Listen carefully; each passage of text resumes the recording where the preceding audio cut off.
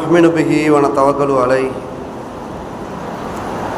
ونعوذ بالله من شرور أنفسنا ومن سيئات أعمالنا من يهده الله فلا مضل له ومن يضلل فلا هادي له وأشهد أن لا إله إلا الله وحده لا شريك له وأشهد أن محمدا عبده ورسوله أما بعد أعوذ بالله من الشيطان الرجيم بسم الله الرحمن الرحيم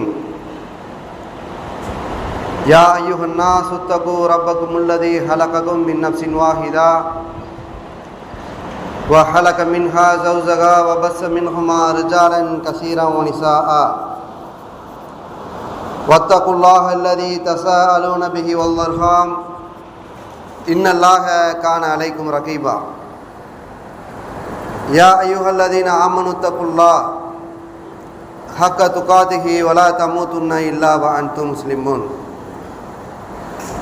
يا أيها الذين آمنوا اتقوا الله وقولوا قولا سديدا يصلح لكم أعمالكم ويغفر لكم ذنوبكم ومن يطع الله ورسوله فقد فاز فوزا عظيما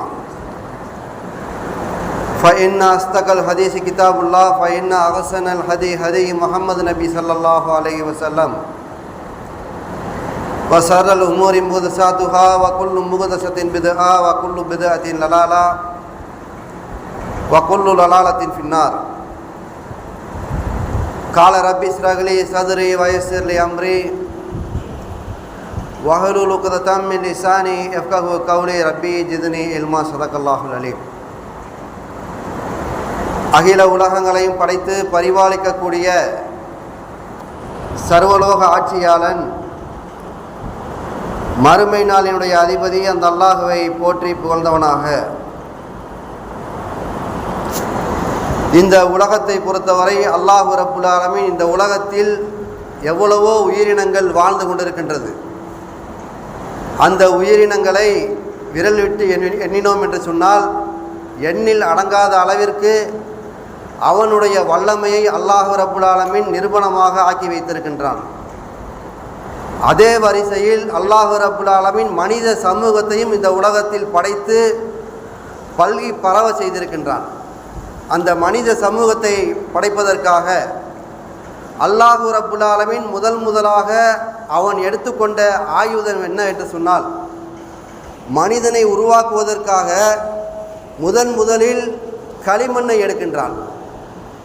ஒரு களிமண்ணை எடுத்து அந்த களிமண்ணின் மூலம் முதல் மனிதனை அல்லாஹு ரப்புல் ஆலமீன் இந்த உலகத்தில் உருவாக்குகிறான். அந்த களிமண்ணினுடைய தன்மையை பற்றி அல்லாஹு ரப்புல் ஆலமீன் திருமறை குர்ஆனில் பேசும் பொழுது அந்த களிமண் எப்படிப்பட்டது என்பதை அல்லாஹ் விவரிக்கின்றான். அந்த களிமண்ணை பொறுத்தவரை பிசு பிசு என்று இருக்கும், ஈரமானதாக இருக்கும். அந்த களிமண் காய்ந்து விட்டது, அதற்கு பிறகு நீங்கள் அதை தட்டி பாருங்கள், டம் டம் என்று சத்தம் வரும் என்று அல்லாஹ் திருமறை குர்ஆனில் எல்லா விஷயங்களையும் அவன் சொல்லுகின்றான். எதற்குமே உபயோகம் இல்லாத ஒரு களிமண்ணை வைத்து அல்லாஹ் ரப்புல் ஆலமீன் இந்த உலகத்தில் மனிதனுடைய சமூகத்தில் முதலாவது மனிதனை ஏற்படுத்துகின்றான் என்று சொன்னால் அது மிகப்பெரிய விஷயம். என்ன தெரியுமா? மனிதர்கள் சிந்திக்க வேண்டும் என்ற அடிப்படையில் தான் அவன் களிமண்ணை வைத்து மனித சமூகத்தை படைக்க துவங்குகின்றான். அல்லாஹ் நினைத்திருந்தால் அந்த களிமண்ணும் இல்லாமல் மனிதனை படைத்திருக்க முடியும். ஏனென்று சொன்னால் குன் என்று சொன்னால் ஆகுக என்ற அர்த்தம். அல்லாஹ்வால் அதற்கு பெரிய வேலை இல்லை. அல்லாஹ்வின் தரப்பிலிருந்து பெரிய விஷயம் கிடையாது. ஆனால் மனிதர்கள் சிந்திக்க கடமைப்பட்டவர்கள் சிந்திக்க வேண்டும் என்ற அடிப்படையில் அல்லாஹ் ரப்புல் ஆலமீன் முதலாக களிமண்ணின் மூலம் ஒரு மனிதனை தோற்றத்தை உருவாக்கி அந்த வடிவத்திற்கு அல்லாஹ் அவனுடைய ரூஹிலிருந்து ஊதுகின்றான் என்று சொல்லுகின்றான். வமின் ஆயாத்திஹி ஹன் ஹலகக்கும் மின் துராப் சும்ம இதா அன்தும் பஸரும் தன்தசிரும். முதலாவதாக அந்த மனிதனை படைத்து அந்த மனிதனுடைய இடதுபுற விலா எலும்பின் மூலம் அவருடைய துணைவியையும் படைக்கின்றேன் என்று அல்லாஹ் சொல்லுகின்றான். ஒரு உயிரை கொடுத்து இன்னொரு உயிரை அல்லாஹ் எப்படி படைக்கிறான் பாருங்க. ஆதம் என்று சொல்லக்கூடிய முதல் மனிதன். இந்த உலகத்தை பொறுத்தவரையும் நீங்கள் இந்து வேதங்களை எடுத்து பார்த்தாலும் சரி, கிறிஸ்தவ வேதங்களை எடுத்து பார்த்தாலும் சரி, கிறிஸ்தவமும் இதை தான் சொல்லுது. பைபிள் எடுத்து பாருங்க, முதலாவதாக படைக்கப்பட்ட மனிதன் களிமண்ணின் மூலம்தான் படைத்தான் என்று சொல்லுகின்றது. ஆனால் அதைத்தான் இஸ்லாம் சொல்லுகின்றது, குர்ஆனும் அதைத்தான் சொல்லுகின்றது.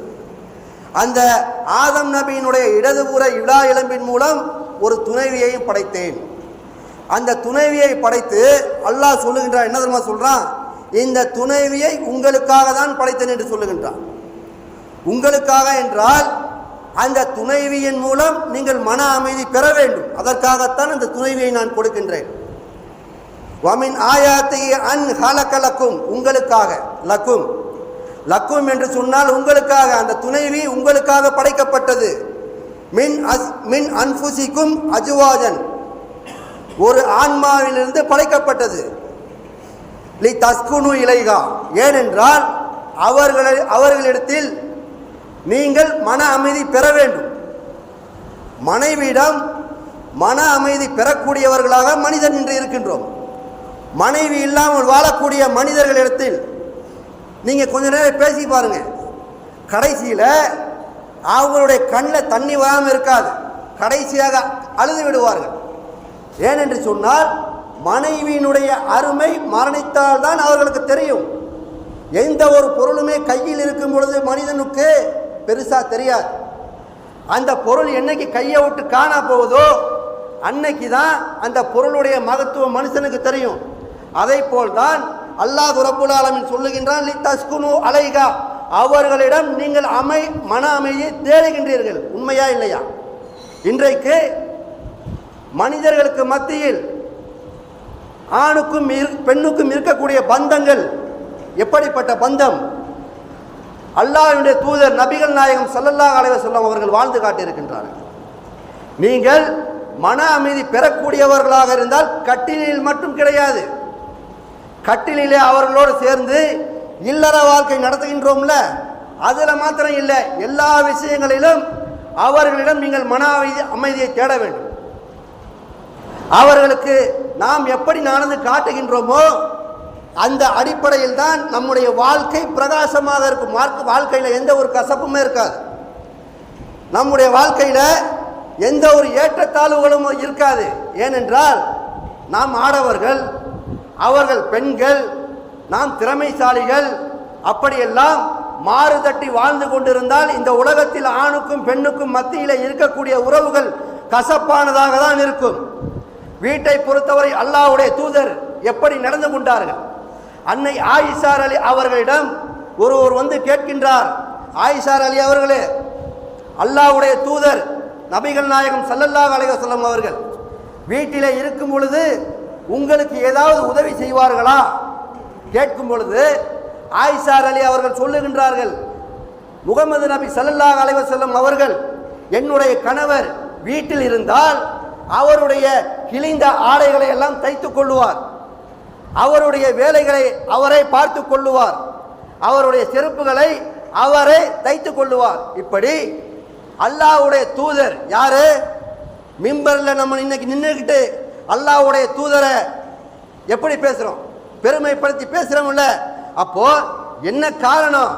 அல்லாஹ்வுடைய தூதருடைய வாழ்க்கை ஒவ்வொரு மனிதனுக்கும் படிப்பினையாக இருந்ததற்கு இன்றும் சமர்ப்பணமாக எத்தனையோ கிதாபுகள் இருக்கின்றது.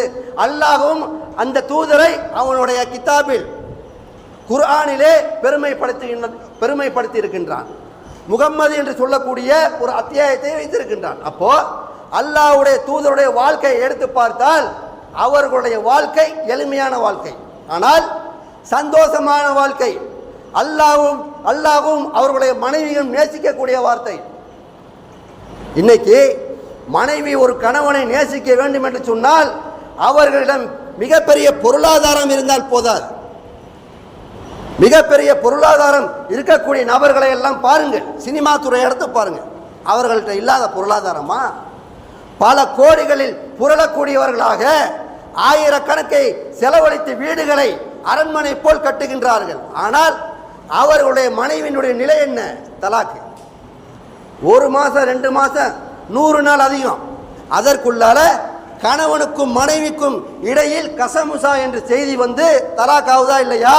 அப்போ கணவனுக்கும் மனைவிக்கும் இடையில் நிறைய விஷயங்கள் இருக்கின்றது. நாம செக்ஸை மாத்திரமே பார்க்க கூடாது. கணவனும் மனைவியும் இஸ்லாம் என்ன சொல்லுகின்றது? அல்லாஹ்வுடைய தூதர் சொல்லுகின்றார்கள், சாப்பிடும் பொழுது என்னுடைய மனைவிக்கு தினமும் நான் ஊட்டி விடுவேன். ஆயிஷா அலி அவர்களுக்கு நபிகள் நாயகம் ஸல்லல்லாஹு அலைஹி வஸல்லம் அவர் இருக்காங்கல்ல, நான் சாப்பிடும் பொழுது அவர்களுக்கு ஊட்டி விடுவேன். நான் அவர்களுக்கு ஊட்டி விடக்கூடிய அந்த உணவு இருக்குல்ல, அந்த உணவு தர்ம கணக்கில் சேரும். அந்த தர்ம கணக்கு மறுமை நாளில் எனக்கு சாதகமாக வந்து நிற்கும் என்று சொன்னார்கள். அப்போ அந்த செயல் ரசூலுல்லாஹ்வுக்கு மாத்திரமா இல்ல அவர்களை சார்ந்து வாழக்கூடிய நமக்குமா? இன்னைக்கு சாதாரண மனுஷனுக்கு மத்தியில் இந்த செயல்கள் இருக்குதா? இந்த செயல்கள் இல்லை. அப்போ நம்முடைய வாழ்க்கையை பொறுத்தவரை திருமணம் என்று சொன்னால் மனைவியோடு சேர்ந்து எதில் வாழ்வது, அதில் மாத்திரம்தான் குறியாக இருக்கின்றோம். ஆனால் இஸ்லாம் சொல்லக்கூடிய அடிப்படையில் அல்லாஹ்வுடைய தூதர் என்னவெல்லாம் கற்றுக் கொடுத்தார்களோ அதை நாம் செய்வதில்லை. அன்னை ஆயிஷா அலி அவர்கள் குடிநீர் பானங்கள் குடிப்பார்கள். குடித்துவிட்டு அந்த டம்ளரில் அப்படியே அல்லாஹ்வுடைய தூதருக்கு தருவார்கள். கொடுத்தவுடன் அல்லாஹ்வுடைய தூதர் ஆயிஷா அலி அவர்கள் எந்த இடத்தில் வாய் வைத்து குடித்தார்களோ அந்த இடத்தை தேர்வு செய்து அப்படியே குடிப்பார்கள். அதே போல் மாமிசம் உண்ணக்கூடிய நேரத்தில் ஆயிஷா அலி அவர்கள் வாய் வைத்து கடித்து உண்ணப்பட்ட அந்த மாமிச உணவை அல்லாஹ்வுடைய தூதருக்கு திருப்பி தருவார்கள். அப்பொழுது அல்லாஹ்வுடைய தூதர் அதை வாங்கி அவர்கள் வாய் வைத்து சாப்பிட்ட உணவை அப்படியே சாப்பிடுவார்கள். நம்ம குடும்பத்தில் இன்னைக்கு இருக்காது. நம்ம குழந்தை பிசைஞ்சு வச்ச சோறை நம்ம இன்னைக்கு சாப்பிட்ருக்கோமா, தூக்கி நாய்க்கு கொட்டுவோம். நம்ம பெத்த புள்ள பிசைஞ்சு வச்ச சோறை நம்ம சாப்பிட மாட்டோம். அது ஒரு மாதிரி ஆயிடுச்சுன்னு சொல்லி நாய்க்கு கொட்டுறோமா இல்லையா? அப்போ கணவன் மனைவிக்குள்ள எப்படி ஒரு பந்தம் வரும்? அல்லாஹ் சொல்றான்ல, லி தஸ்குனு அலைகா, அவர்களிடம் நீங்கள் மன அமைதியை தேடுங்கள்னு. இது போன்ற செயல்களையும் சேர்த்து செய்தால்தான் அவர்களிடத்தில் மன அமைதி வரும்.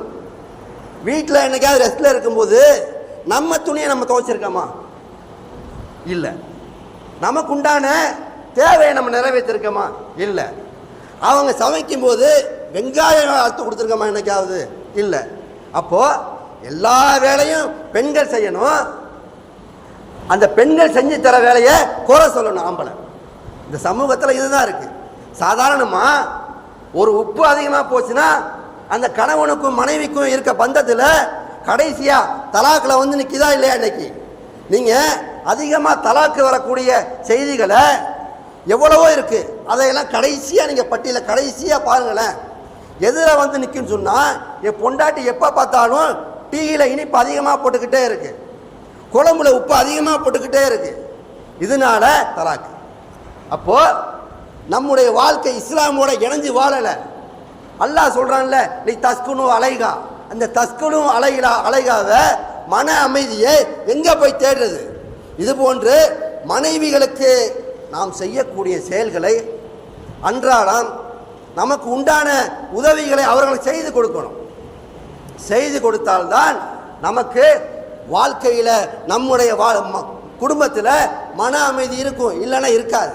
அல்லாஹ் சொல்றான்ல, வஜஅல பைனக்கும் மவத்தத்தன் ரஹ்மத்தன், உங்க ரெண்டு பேத்துக்கும் இடையில அன்பும் கருணை இருக்கு. அன்பும் கருணை என்று சொன்னால் என்ன? இன்னைக்கு பெரும்பான்மையான மக்கள் அன்பு என்று சொன்னால் காதல். அந்த காதலை எப்படி வெளிப்படுத்துகிறோம்? சம்பந்தமே இல்லாத ஒரு பொண்ணோட ஃபோன் நம்பரை வாங்கி விடிய விடிய பேசிக்கிட்டே இருப்போம். காரணம் என்ன? அது அன்பு. ஹலாலா இல்லை, யாருன்னே தெரியாது. அந்த பொண்ணோட நம்பரை வாங்கி மணிக்கணக்காக பேசுகிறோமா இல்லையா? வாட்ஸ்அப்பில் பேசுகிறோமா இல்லையா? அந்த பேச்சில் என்னென்ன அந்தரங்க வார்த்தைகள் வருது. அப்போது நாம் இஸ்லாம் எந்த அன்பை சொல்லுது? மனைவியோட அன்பு செலுத்த சொல்லுது. நான் மகராக கொடுத்து திருமணம் செய்த மனைவியோடு அன்பு செலுத்து, அவர்களிடத்தில் கருணை காட்டு. அல்லாஹ்வுடைய தூதர் நபிகள் நாயகம் ஸல்லல்லாஹு அலைஹி வஸல்லம் அவர்கள் கத்தீஜா அலியோட வாழ்ந்து மரணிச்சு 14 வருஷம் ஆச்சு. கத்தீஜா அலி அவர்கள் மௌத்தா போய் 14 வருடம் கழிச்சு அவருடைய மன்னரைக்கு அருகாமையில கூடார அடிக்க சொல்றாங்க ரசூலுல்லாஹ்.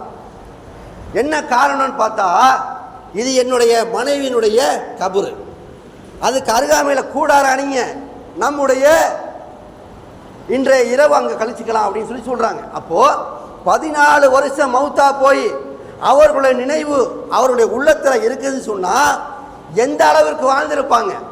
இஸ்லாம் சொல்லக்கூடிய அளவுல அவர்கள் எந்த அளவிற்கு மனைவியை நேசித்திருப்பார்கள்? அபூபக்கர் ரலியல்லாஹு அவர்கள் இருக்காங்களே, அவர்கள் மரண தருவாயில் இருக்காங்க. மௌத்தா போற நேரத்தில் அவர்களுடைய தோழர்கள் அபூபக்கர் அவர்களை பார்த்து கேட்கின்றார்கள், அபூபக்கரே, உங்களுடைய உடல் மிகவும் மோசமாக இருக்கின்றது, நீங்கள் மரணித்து விடுவீர்களோ என்று நாங்கள் அச்சப்படுகின்றோம். யார் அவரு? அபூபக்கர். அந்த நேரத்தில் அந்த நாட்டினுடைய மன்னர், அந்த நாட்டினுடைய அதிபர், அந்த நாட்டினுடைய இளவரசர், அவர் என்ன ஆர்டர் போட்டாலும் உடனே கிடைக்கக்கூடிய நிகழ்வு அது. ஆனால் தோழர்கள் அவர்களை பார்த்து அழுகின்றார்கள், மனைவியை பார்த்து அழுகின்றார்கள். அவர்களிடம் கேட்கின்றார்கள், உங்களுடைய கடைசி ஆசை ஏதாவது இருக்கின்றதா, சொல்லுங்கள், நாங்கள் நிறைவேற்றுகின்றோம். அபூபக்கர் ரலியல்லாஹு அவர்கள் மரண வேளையில் மரண தருவாயிலிருந்து சொன்னார்கள், என்னுடைய மனைவி நான் இறந்து விட்டேன் என்று சொன்னால் என்னுடைய மனைவி என்னுடைய ஜனாசாவை குளிப்பாட்ட வேண்டும் என்று சொன்னார்கள் அபூபக்கர் ரலியல்லாஹு அவர்கள். அப்போ எந்த அளவிற்கு இணக்கத்தோடு வாழ்ந்திருப்பார்கள்? தோழர்கள் கேட்டார்கள், அபூபக்கரே, ஏன் அவர்கள் குளிப்பாட்ட வேண்டும்? என் மனைவி என்னுடைய உள்ளத்தில் ஒரு பாதி, நான் அளவு கடந்து அவளை நேசித்திருக்கின்றேன், அவள் தான் என்னுடைய உடலை குளிப்பாட்ட வேண்டும் என்று அபூபக்கர் ரலியல்லாஹு அவர்கள் சொன்னார்கள். ஆனால் இன்று நம்முடைய வாழ்க்கையினுடைய குடும்பத்தை எடுத்து பாருங்க, நம்முடைய மனைவிக்கு மாதவிடாய் வந்தது என்று சொன்னால் நவுத்தி விட்டுருவோம்.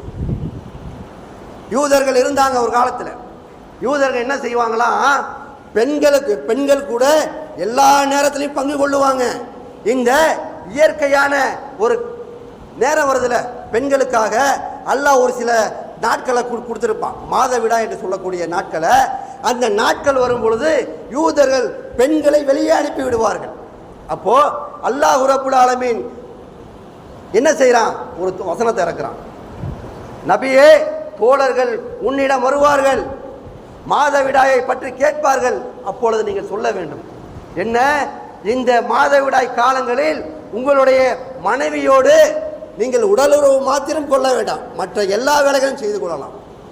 அப்போ உடலுறவு வைப்பதை தவிர அவர்களோடு எல்லா வேலைகளையும் நாம் பகிர்ந்து கொள்ளலாம் என்று சொன்னால் அவர்களோடு சேர்ந்து நாம் உணவு உண்ணலாம், அவர்கள் குடித்து தரக்கூடிய பானத்தை குடிக்கலாம். அப்போ இந்த அளவிற்கு இஸ்லாம் பெண்களோடு மவத்தத்தன் நேசியுங்கள் என்று சொல்லுகின்றது. பெண்களை மனைவியை நேசிக்க சொல்கின்றது. ஆனால் யார் நேசிக்கிறோம்? இன்னைக்கு மனைவியை நேசிக்கக்கூடிய மக்கள் யாராவது இருக்கமா? இல்லையே. வீட்டுக்கு வீட்டில் நுழைஞ்சோம் சொன்னா மனைவியை எப்படி பார்க்குறோம்?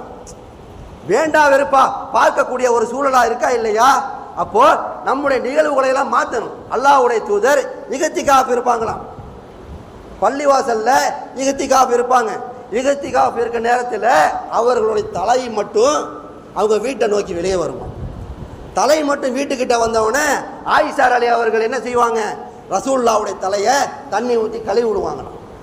அவங்களுடைய மடியில் படுத்து குர்ஆன் ஓதுவாங்களாம் ரசூலுல்லாஹ். அப்போ மாதவிடாய் காலத்தை பெண்களோடு சேர்ந்து என்ன வேலையெல்லாம் செய்ய வேண்டுமோ அந்த வேலையெல்லாம் நம்ம செஞ்சோன்னு சொன்னா நமக்கும் மனைவிக்கும் என்னைக்காவது ஒரு கருத்து வேறுபாடு வருமா?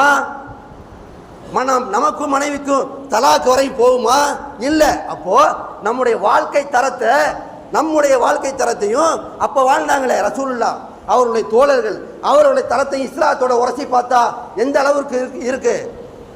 மிகவும் மோசமாக நம்முடைய வாழ்க்கை தரம் மோசமாக இருக்கின்றது. ஆக நம்முடைய வாழ்க்கை தரம் எப்படி இருக்க வேண்டும் என்று சொன்னால் அல்லாஹ் சொல்லுகின்றான், மவத்தன் ரஹமத்தன், உன்னுடைய மனைவிட்ட கருணை இருக்கு, உன்னுடைய மனைவியை நீ அதிகமாக நேசிக்கணும். உன்னுடைய மனைவியை எப்போ தெரியுமா நீ அதிகமாக விரும்புவ?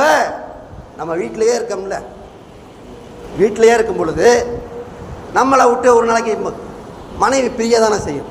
மவுத்துன்னு ஒன்று இருக்குல்ல, இயற்கையினுடைய விதி தானே அது. ஒரு நாளைக்கு மனைவிக்கு மவுத்து வந்துச்சுன்னா என்ன செய்வோம்? மரணம் வந்ததற்கு பிறகு கணவனாகப்பட்டவன் என்ன செய்வான்? வீட்டில் உட்காந்து அழுகுவான். அந்த அழுததோட நிற்காது. கணவனுடைய உள்ளத்தில் அந்த பாதிப்பு இருந்து கொண்டே இருக்கும். இயல்பு வாழ்க்கைக்கு மாறிய பிறகு வேலையெல்லாம் விட்டுட்டு வெளியில் வீட்டுக்கு பக்கம் வருவார். வீட்டுக்கு வரும் பொழுது கதவை தட்டினா திறக்கிறது கூட ஆள் இருக்காது. ஆனால் மனைவி இருக்கக்கூடிய நேரத்தில் வேலையை விட்டு வீட்டுக்கு போகணுன்னு வைங்க, நம்முடைய முகத்தை பார்த்து மனைவி சொல்லும், ஏன் கவலையாக இருக்கீங்க, கொஞ்சம் டீ போட்டு தரவா, காப்பி கொஞ்சம் வச்சு தர, குடிக்கிறீங்களா, கொஞ்சம் ரெஸ்ட் எடுக்கிறீங்களா, எதுவும் வியாபாரத்தில் நஷ்டமாயிருச்சா, நம்ம முகபாவனையை வச்சு நம்முடைய மனைவிமார்கள் சொல்லுவாங்க. ஆனால் மனைவி மவுத்தா போயிடுச்சுன்னு வைங்க, யார் கேட்பா நம்மளை? நாம் ஒரு டீ குடிக்கிறதுக்காக ஏங்கிக்கிட்டு உட்காரணும்.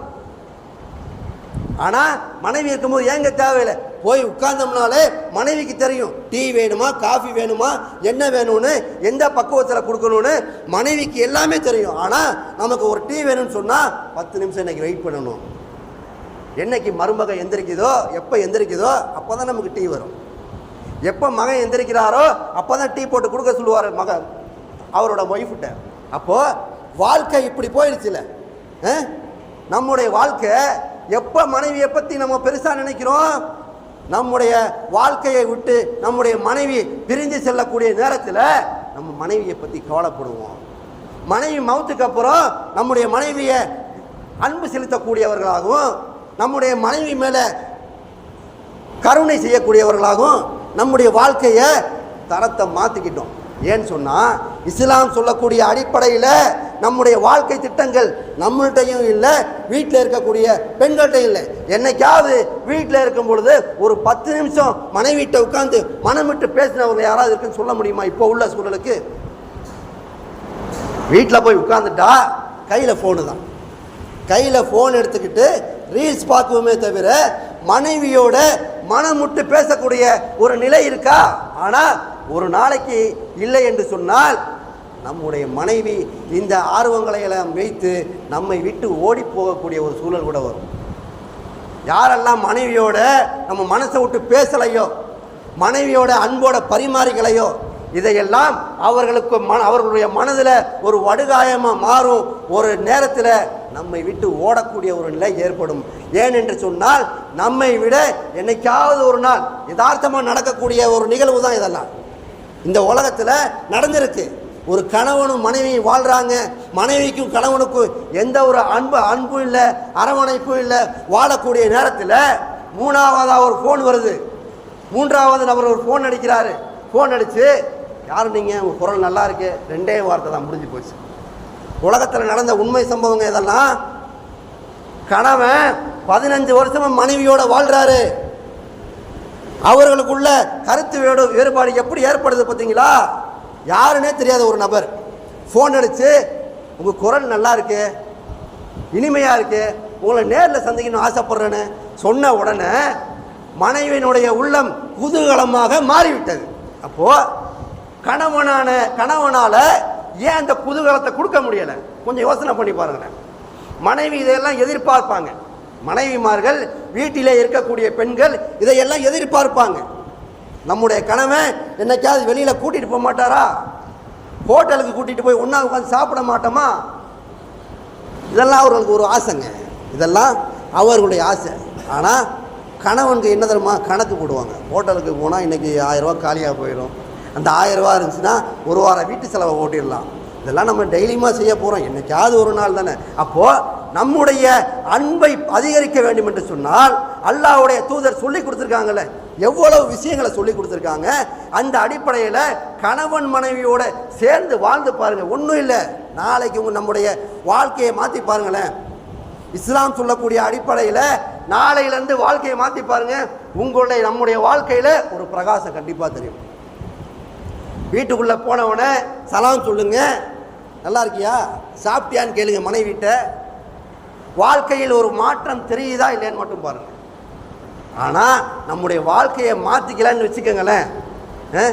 மாற்றிக்கல அப்படின்னு சொன்னால் மூணாவதாக ஒரு ஃபோன் வரும். அந்த ஃபோனில் இருந்து உங்கள் குரல் அழகாக இருக்குன்னு மட்டும்தான் சொல்லுவாங்க.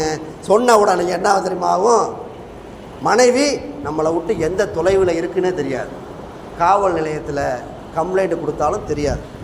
ஏனென்று சொன்னால் மனைவியினுடைய உள்ளத்தில் ஆழமாக பதிந்த அந்த வடுகாயங்களை மூன்றாவதாக வந்த நபர் மருந்து போட்டு ஆற்றி கொடுத்துட்டு இருப்பார். நம்ம செய்த சிறிய சிறிய தவறுகளை பெரிய வடுக்களாக மாறி நம்முடைய மனைவிமார்களை நாம் இழக்கக்கூடிய ஒரு சூழல் ஏற்படும். ஆக நம்முடைய மனைவிகள் உயிரோடு இருக்கும் பொழுது மனைவிகளாக மதிக்க வேண்டும். அவர்களை போட்டு கொடுமைப்படுத்தக்கூடாது. சமைக்கிறது, ஏன் காய் வேகலை, ஏன் கறி வேகலை, ஏன் துவைக்கும் போது கருப்பு புள்ளியாக இருக்குது சட்டையில், ஏன் அயன் பண்ணும்போது பொசுக்குன்னு, இதெல்லாம் அவங்க வேலை இல்லைங்க. இஸ்லாம் அப்படியா சொல்லுது? பெண்களை கிச்சனில் போட்டு கொடுமைப்படுத்தி நான் சொல்லுது. ஆண்களுக்கு ஆண்கள் எப்படியோ அப்படி தான் பெண்கள். ஆண்கள் வெளியே வருமானத்தை தேடி போகிறனால ஒரு உதவியாக செய்யுங்கன்னு பெண்களுக்கு அங்கீகாரம் கொடுத்துருக்கு. அதையே அவங்க மேலே சுமத்திடக்கூடாது. நாம அவங்க சோறு வைக்கும் பொழுது பக்கத்தில் நில்லுங்க, சும்மா நில்லுங்க, செய்ய வேணாம். சமையல் செய்யும்போது ஒரு வெங்காயத்தை எடுத்து 2ஆக போட்டு கொடுங்க. அவங்களுக்கு பெரிய ஒரு புத்துணர்ச்சி இருக்கும், அவங்களுடைய உள்ளமே மாறிடும். இப்படியெல்லாம் நீங்கள் செஞ்சு பாருங்கள். அல்லாஹ்வும் தூதரும் என்ன சொன்னார்களோ அதன் அடிப்படையில் நம்முடைய வாழ்க்கையை மாற்றினால் நம்முடைய வாழ்க்கை பிரகாசமாக இருக்கும். இஸ்லாம் சொல்லக்கூடிய அடிப்படையில் நம்முடைய மனைவிமார்கள் நம்மை நேசிக்கக்கூடிய மனைவிமார்களாகும், நாம் அவர்களை நேசிக்கக்கூடியவர்களாகும். கடைசி வரை மனைவிகள் அல்லாஹ்வினுடைய அருட்கொடை, அல்லாஹ் கொடுத்த பொக்கிஷம் என்ற அடிப்படையில் அவர்களை கண்ணியமானவர்களாக பேணி பாதுகாத்து நம்முடைய மரணங்களை நல்ல மரணமாக விதிக்க வேண்டும் என்று கூறி என்னுடைய உரையை நிறைவு செய்கின்றேன். வாகிருதாவான அல்ஹம்துலில்லாஹி ரப்பில் ஆலமீன். அஸ்ஸலாமு அலைக்கும் வரஹ்மத்துல்லாஹி.